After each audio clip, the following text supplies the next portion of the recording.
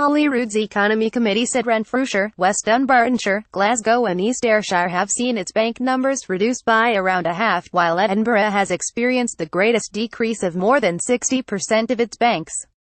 Meanwhile, in Aberdeenshire, Moray, Dumfries and Galloway, Dundee and Falkirk bank numbers have decreased by around at least 20%.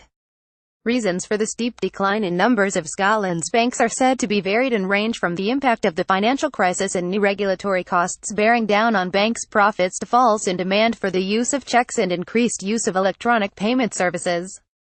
In its inquiry, the committee will scrutinise the impact of these bank closures on local businesses and economies, including tourism and SMEs, and on consumers.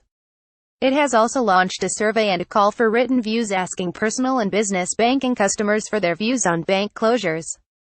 Edinburgh-based Royal Bank of Scotland (RBS) has come under increasing public pressure in recent months after it announced plans to close 62 branches across Scotland, many of them in isolated rural communities. RBS has offered a reprieve until the end of the year for 10 of the branches.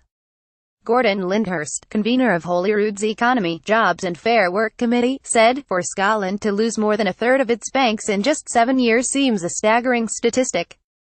This inquiry will work to respond to significant public concern that the impact of closures is felt most in places where no viable alternative exists," he added. The committee wants to know what can be done to help remedy a seemingly relentless decline in Scotland's banks.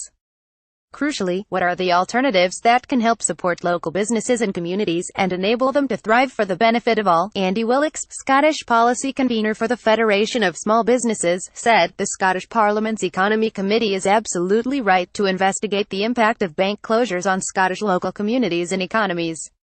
We'd ask the committee to investigate whether the alternatives which the banks suggest, namely digital banking and utilising the post office network, will work for all of their customers, including cash-based businesses. We'd also ask MSPs to urgently investigate the threat to Scotland's ATM network, which could exacerbate the impact of the withdrawal of local banking services."